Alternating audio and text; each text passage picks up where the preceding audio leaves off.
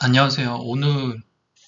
오늘은, 제가 잠깐 어디서 인터넷에서 본 걸 가져와서, 잠깐 짧게 얘기를 좀 해볼까 하는데, 우리나라 자영업이 역대급 위기라고 그래요. 이 역대급 위기가 어느 정도냐면, 이 자영업 하시는 분들이 뭐 거의 공황 상태에 빠질 정도다. 뭐 이 정도로 위기가 왔다고 그래요.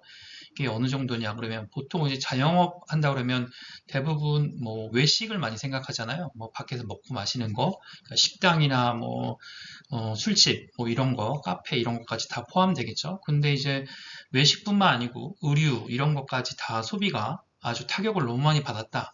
이게 너무 심각한 문제다. 그런 거가 이제 얘기가 나오고 있는데 지표로서 폐업률이 역사상 역대급이래요. 최대치래요. 그래 폐업률이 너무나 높고 그리고 폐업할 때 이제 공제금 같은 거 주는데 이게 이제 그 폐업 공제금도 그 최대치의 이제 눈앞이다. 그러니까 이제 이것보다는 더 높은 적이 있었다는 거죠. 이게 언제냐면 이제 코로나 때인데 이 자영업에 대해서 뭐 문제가 있었던 거는 지금 현재 2025년 하반기 지금이 뭐 최고는 아니고 코로나 때 잘 아시다시피 그때 엄청난 자영업자들이 폐업을 했었죠. 근데 이걸 찾아보니까 2025년의 문제뿐만 아니고 2025년 그 상반기에도 문제가 있었어요. 그리고 2025년 초에는 계엄령 직후에 이거에 대한 영향, 그 정치적인 영향 뭐 이런 것 때문에 약간 어수선한 분위기 때문에 좀 많이 영향을 좀 받았었고 그리고 2024년에도 경기가 좀 안 좋아서 폐업률이 되게 높았어요.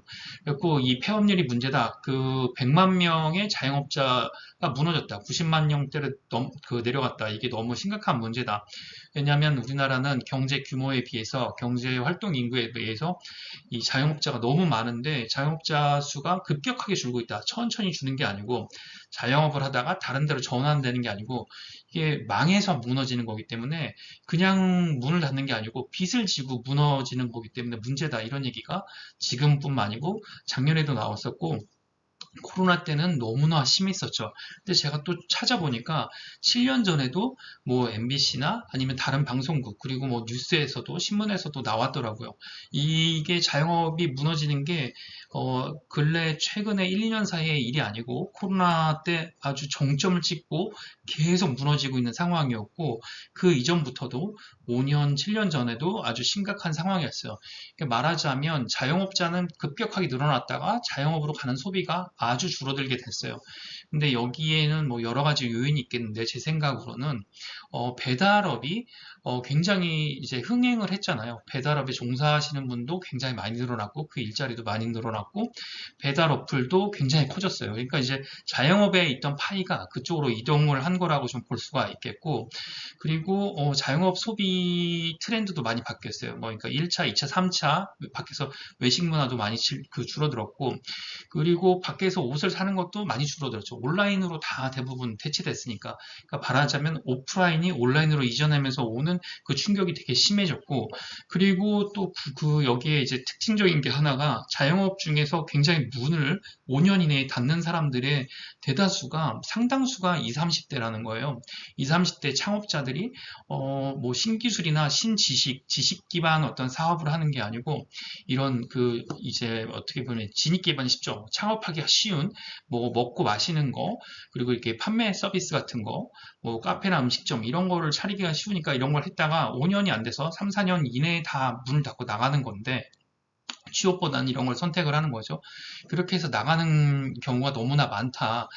이런 거를 좀 볼 수가 있어요. 그렇게 되면 이제 빚을 지고 시작하는 게 되는 거죠. 20, 30대 젊은 나이에.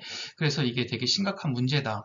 근데 이거를 뭐 어떤 정권이나 정부 탓을 한다기보다는 산업이 너무나 빨리 변하고 있고 이 오프라인에서 먹고 마시는 거 대신에 주문해서 먹고 마시는 걸로 변했고 늦게까지 마시고 먹고 쓰고 밖에서 옷 사입고 그런 것들이 아니고 온라인으로 주문하고 뭐 가급적이면 저녁 시간 뭐 자기들이 다 이제 밥만 먹고 들어가거나 밖에서 모이는 것도 상당히 줄어들거나 이런 생활의 변화가 전반적으로 적용되고 있다. 사람들한테 굉장히 많은 변화를 만들고 있다. 이렇게 좀 볼 수가 있겠어요. 그래서 이런 거를 판단을 하고 정부 정책이 기대한다기보다는 이런 걸 좀 알고 있는 사람들 같은 경우는 그래서 생존하기가 되게 쉬워질 것 같다 이런 생각이 좀 들어요. 이거는 변할 수가 없다 이런 생각이 좀 들고 이런 자영업의 위기는 계속 지속될 것 같다. 어떤 한계선 밑으로 내려갈 때까지 그런 생각이 듭니다. 그래서 자영업 하시는 분들 굉장히 고생 많으실 것 같고 그래서 뭐 아르바이트나 여기 직원들도 점점 안 쓰는 분위기잖아요.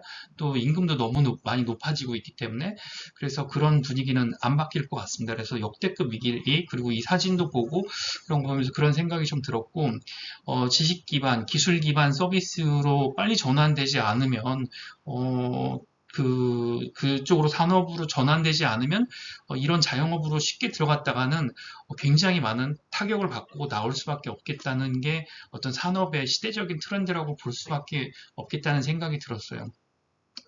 그리고 이 외식 산업, 오프라인 산업은 계속 타격을 받을 거고, 의류조차도, 물가가 너무 많이 올라가니까 지금의 어떤 소비를 계속 줄여나가는 거, 그러니까 급여나 소득이 늘어나는 속도보다 물가에 올라가는 속도가 더 빠르니까 이런 지출이 계속 줄어드는 거죠. 그런 것도 한 몫을 좀 하는 것 같아요. 그래서 이런 분위기는 좀 꺾이진 않을 것 같다. 근데 사실은 제가 글로벌 매크로를 다루기 때문에 이게 우리나라가 문제다. 뭐 지금 대통령이 문제다. 그 이전에 그 지금 재판받고 있는 대통령이 문제다. 재판받고 있는 대통령을 검찰총장을 시킨 그 대통령이 문제다. 이런 뭐 여러 가지 얘기가 있을 수 있는데 글로벌 매크로를 다루고 있는 입장에서 뭐 가까운 뭐 일본이나 중국에는 이런 문제가 없냐? 거기도 아주 심각한 문제를 갖고 있어요. 뭐 유럽도 마찬가지고 미국도 굉장히 심각한 문제를 갖고 있는데 이런 경제나 이 계층의 규모가 기업도 마찬가지고 이렇게 크게 K자로 벌어지는 악어입처럼 벌어지는 모습을 갖고 있어요. 그래서 여기서는 자기가 어떤 선택을 하냐에 따라서 아주 최상류층으로 가거나 그렇지 못하거나 둘 중에 하나입니다. 그러니까 뭐 밑바닥으로 내려간다, 못 사는 사람이 더 힘들어진다가 아니고 최상류층 아니면 그냥 나머지로 이렇게 분류가 될 수밖에 없는 이 격차가 계속 벌어지고 있어요. 이게 언제까지 될지는 더 지나봐야 알겠지만 자영업자를 보면서 그런 생각이 들었고 이 정도에서 이 얘기를 잠깐 마무리하고 또 다른 얘기를 또 하도록 하겠습니다.